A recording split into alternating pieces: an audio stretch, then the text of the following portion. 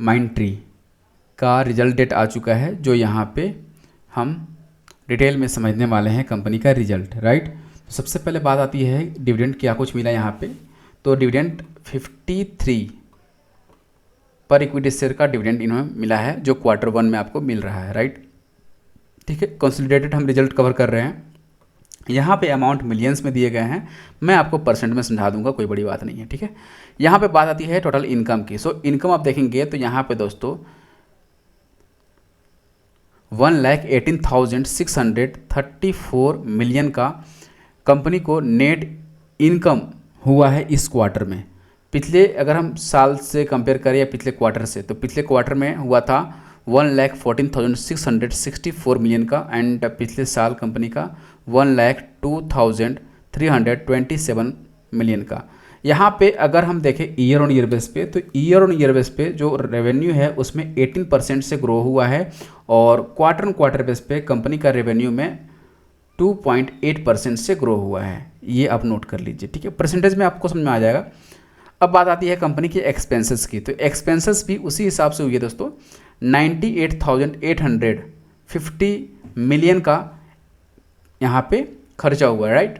Expenses हुए हैं पिछले क्वार्टर ऑन क्वार्टर बेस पे, पिछले ईयर ऑन ईयर बेस पे ये जो खर्चे हैं वो बढ़े हैं। तो ओवरऑल प्रॉफिट क्या कुछ बचा ये देख लेते हैं। तो profit after tax, net profit की बात करते हैं हम लोग, तो 14,686 मिलियन का यहाँ पे प्रॉफिट कंपनी को बना है, राइट। और अगर हम बात करें पिछले क्वार्टर में 13,873 मिलियन का था, जो कि अगर हम क्वार्टर बेस पे देखें तो कंपनी का जो प्रॉफिट है वो 9.5% से इंक्रीज हुआ है। कितना? 9.5% से। और यहीं पे अगर हम ईयर ऑन ईयर बेस पे देखें दोस्तों, तो आप देख पाएंगे कि प्रॉफिट में 17.1% से इंक्रीज हुआ है, जो कि 4,716 मिलियन से इंक्रीज होकर 14,686 मिलियन का हो चुका है। इतना ही नहीं, अगर हम ईबिटा की बात करें तो ईबिटा ग्रोथ में भी आपको देखेंगे तो ईयर ऑन ईयर बेस पे 27.9% से इंक्रीज हुआ है, और क्वार्टर बेस पे 5.3% से ईबिटा बढ़ा है। दोस्तों यहाँ पे हम ऑर्डर इनफ्लो की बात करते हैं, मतलब कंपनी को लगातार कितना ऑर्डर प्राप्त हो रहा है। तो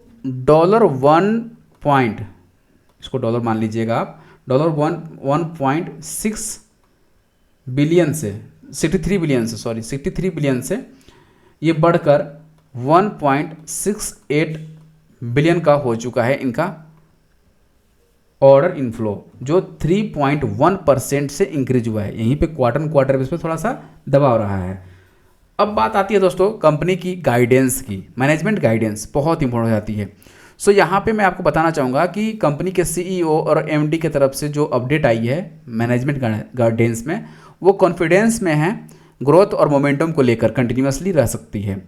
पाइपलाइन एंड बुकिंग की बात करें यहाँ पे, तो आप देखेंगे यहाँ पे the company secured a robust order inflow 1.68 billion, जो मैंने अभी आपको बताया।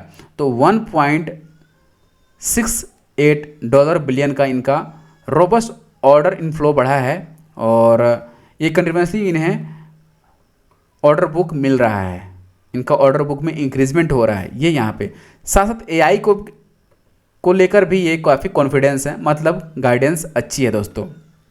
तो यहाँ पे समझ में आती है ये कंपनी का रेवेन्यू भी अच्छा है। सो इस प्रकार से कंपनी का गाइडेंस और साथ साथ रिजल्ट मुझे तो अच्छा लगा। आपको कैसा लगा आप कमेंट करके बताओ मुझे।